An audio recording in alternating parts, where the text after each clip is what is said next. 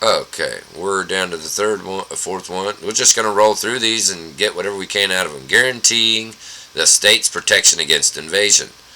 This is something that I've kind of been worried about for a while. It's like, why aren't we? Let me turn this light on. Oh, I'm in the bedroom today. I'm not really in the office.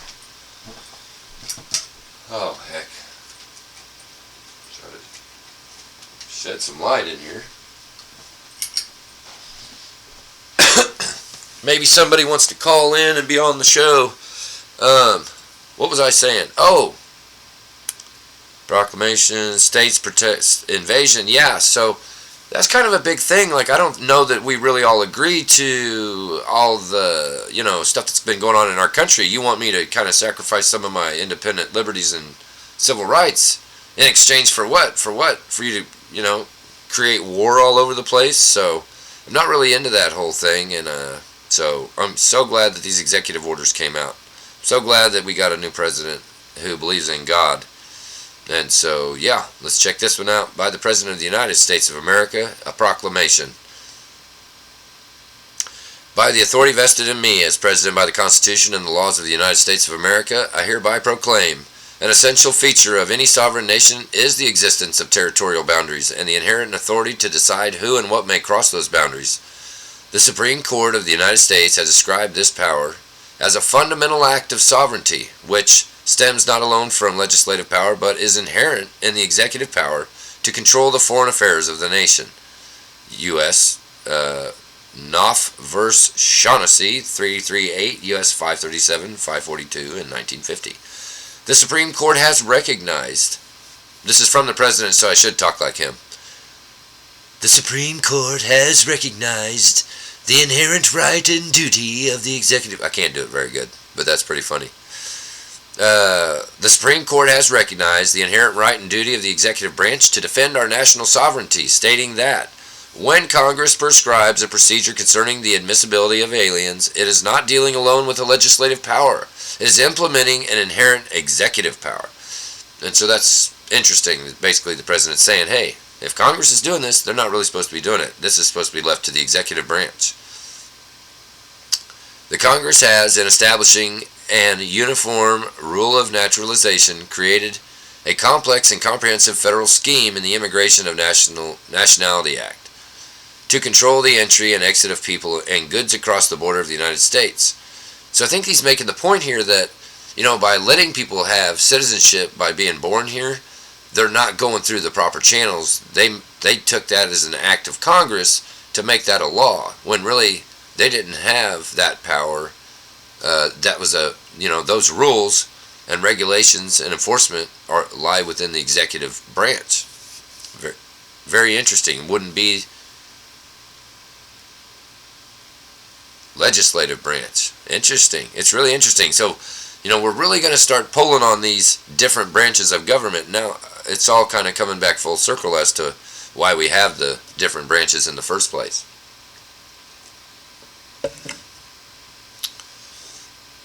Let's see.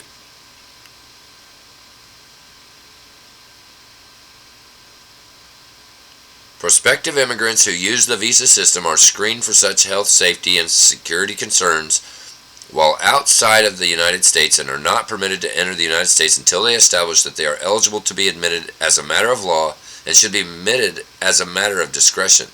So we should be choosy about who we let in here is basically what it's saying. And that how we choose to let people in here is determined by the executive branch, not the legislative branch. But screening under those provisions of the INA can be wholly ineffective in the border environment where access to necessary information is limited for aliens who have traveled from countries around the world to enter the United States illegally, or when the system is overwhelmed, leading to the unauthorized entry of innumerable illegal aliens into the United States. Due to the significant information gaps, particularly in the border environment and processing times, federal officials do not have the ability to verify with certainty the criminal record or national security risks associated with the illegal entry of every alien at the southern border, as required by Section 212A 2 through 3 of the INA, 8 U.S.C. 1182 A 2 through 3. Nor do aliens who illegally cross the southern border readily provide comprehensive background information from their home countries to federal law enforcement officials. We don't know where they're coming from or where they're going or what their plans are. Sounds like that's going to change. The public safety and national security risks in such an environment are heightened by the presence of and control of territory by international cartels and other transnational criminal organizations.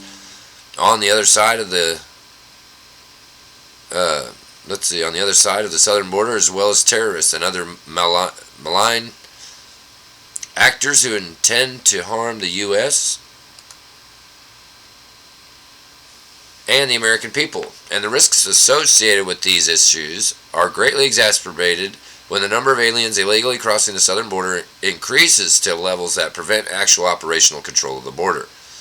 The same is true for public health, where the federal government currently lacks an effective operational capability to screen all illegal aliens crossing the southern border for communicable diseases of public health concern, as required by Section 212A, 1 of the INA, 8 U.S.C. 1182A, Section 1. Effectively, no aliens who illegally enter the United States provide federal officials at the southern border with their comprehensive health information, as a lawful immigrant would. As a result, innumerable aliens potentially carrying communicable diseases of public health significance illegally cross the southern border and enter communities across the United States. They're basically saying they're supposed to be given their health history. We don't know where they're coming from or what they're doing. The Congress has just kind of made a new policy, just kind of lets them all in. They're not paying attention to what the fact the executive branch is actually put into law to protect against these agencies. Over the last 4 years, at least 8 million illegal aliens were encountered along the southern border of the United States, and countless millions, and by the way, one of the things they were saying was basically, so who knows what they're bringing in here, disease-wise. Over the last 4 years, at least 8 million illegal aliens were encountered along the southern border of the United States, and countless millions more evaded detection and illegally entered the United States. The sheer number of aliens entering the United States has overwhelmed the system and rendered many of the INA's provisions ineffective, including those previously described that are intended to prevent aliens posing threats to public health, safety, and national security from entering the United States. As a result, millions of aliens who potentially pose significant threats to health, safety, and national security have moved into communities nationwide. And that's why you started seeing all these bad things happen by cartels and all these people. That's why Trump's doing something about it.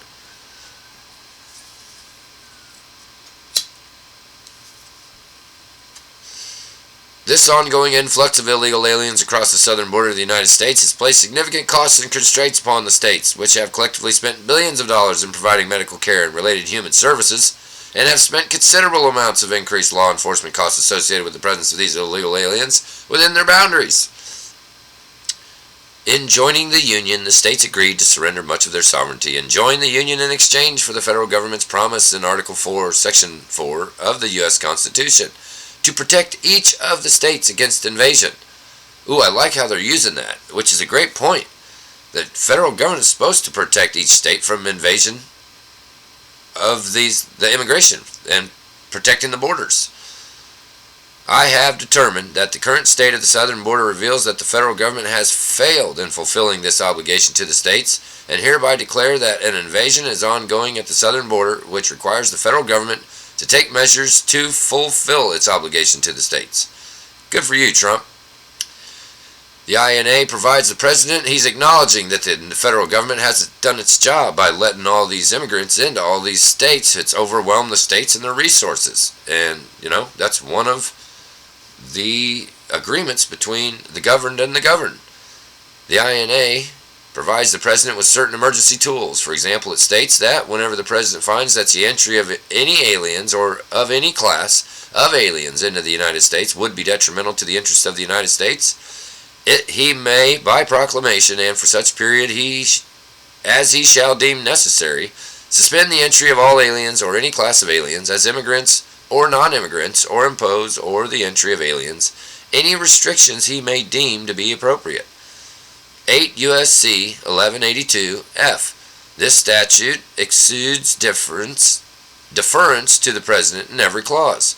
Trump v. Hawaii, 585 U.S. 667-684, 2018. Further, the INA renders it unlawful for any alien to depart from, or enter, or attempt to depart from, or enter the United States except under such reasonable rules, regulations, and orders, and subject to such limitations and exceptions as the President may prescribe. 8 U.S.C. 1185A, Section 1.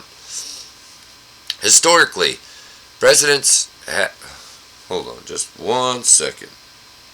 Hold that thought. Historically, presidents have used these statutory authorities to deny entry of designated classes and categories of aliens into the United States through ports of entry. But if the president has the power to deny entry of any alien into the United States and to impose any restrictions as he may deem appropriate, this authority necessarily includes the right to deny the physical entry of aliens into the United States and impose restrictions on access to portions of the immigration system, particularly when the number of aliens illegally crossing the southern border prevents the federal government from obtaining operational control of the border. Which makes sense. The INA does not, however, occupy the federal government's field of authority to protect the sovereignty of the United States, particularly in times of emergency when entire provisions of the INA are rendered ineffective by operational constraints, such as when there is an ongoing invasion into the states. The President's inherent powers to control the borders of the United States, including those deriving from his authority to control the foreign affairs of the United States, necessarily include the ability to prevent the physical entry of aliens involved in an invasion into the United States and to rapidly repatriate them to an alternative location. Only through such measures can the President guarantee the right of each state to be protected against invasion. Basically saying this is what we're going to have to do in order for the government to be able to do their job. By the power vested in me by the Constitution and the laws of the United States, I have determined that the current situation at the southern border qualifies as an invasion under Article 4, Section 4 of the Constitution of the United States. Accordingly, I am issuing the proclamation based on my express and inherent powers in Article 2 of the Constitution of the United States and in faithful execution of the immigration laws passed by the Congress, and suspending the physical entry of aliens involved in any invasion into the United States across the southern border until I determine that the invasion has concluded. Wow, that's awesome. Now, therefore, I, Donald J. Trump, President of the United States of America, by the authority vested in me by the Constitution and the laws of the United States of America, including Sections 212F and 215A of the INA, 8 U.S.C. 1182, Section F, and 1185, Section A, and Section 301 of Title III, the United States Code, hereby direct as follows. Section 1. Suspension of entry. I hereby proclaim, pursuant to Sections 212F and 215A of the INA 8 U.S.C. 1182F and 1185A, that the entry into the United States on or after the date of this order of aliens engaged in the invasion across the southern border is detrimental to the interests of the United States. I therefore direct that entry into the United States of such aliens be suspended until I issue a finding that the invasion at the southern border has ceased. Section 2. Imposition of restrictions on entry for aliens invading the United States.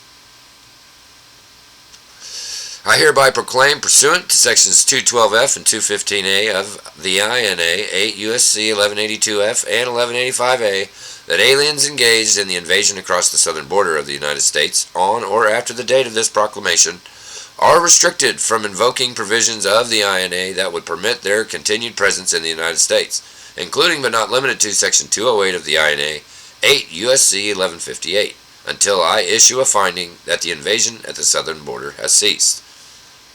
Section 3. Suspension and restriction on entry for aliens posing public health safety or national security risks. I hereby proclaim, pursuant to those sections, that the entry in the United States on or after the date of this order of any alien who fails, before entering into the United States, to provide federal officials with sufficient medical information, medical records, basically, and background, you basically won't be able to get in here without that.